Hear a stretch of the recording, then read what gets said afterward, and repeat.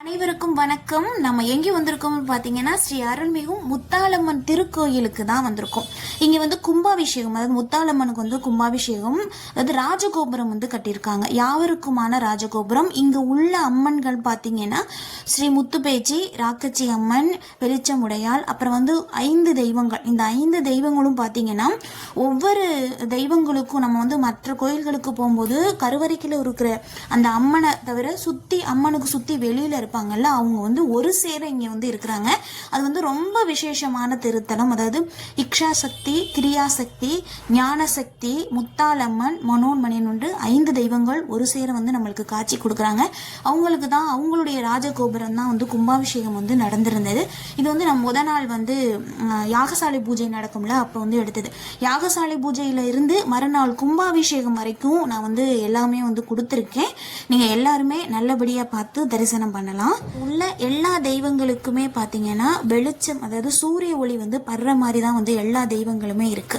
இந்த கோபுரம் வந்து வெளி கோபுரம், ராஜ கோபுரம். மேல உள்ள, அதாவது கோபுரம் நாளைக்கு கும்பாபிஷேகம் நடக்கக்கூடிய அந்த கலசங்களுக்கு வந்து முதல் நாள் வந்து பூஜைகள்லாம் நடந்தது. அதுல வந்து இந்த நவதானியங்கள்லாம் வைப்பாங்கல்ல, அதுல வந்து நம்மளுக்கும் ஒரு பெரிய வாய்ப்பு வந்து கிடைச்சிருந்தது.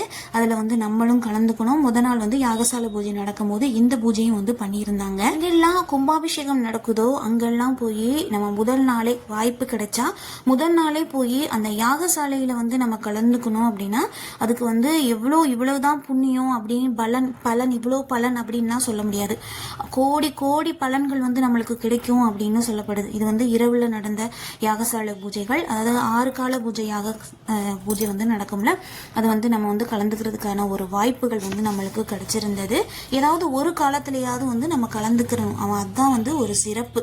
அது முடிஞ்சதுக்கு அப்புறம் காலையில வந்து கும்பாபிஷேகம் வந்து நல்லபடியா நடந்தது. நான் வந்து மறுநாள் வந்து நான் இதுல வந்து வாய்ஸ் வந்து கொடுக்கல. எப்படி நம்ம நேச்சுரலா நம்ம அம்மனை வந்து நம்ம கும்பிடணுமோ அதனால வந்து என்னுடைய வாய்ஸை கொடுக்கல. கோயில்ல நடந்ததை அப்படியே வந்து நான் உங்களுக்கு கொடுத்துருக்கேன்.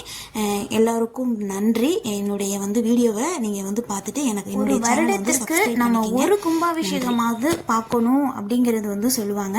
அது வந்து நம்ம வாழ்க்கைக்கு ஒரு நல்ல பலனை தரும் அப்படின்னு சொல்லுவாங்க.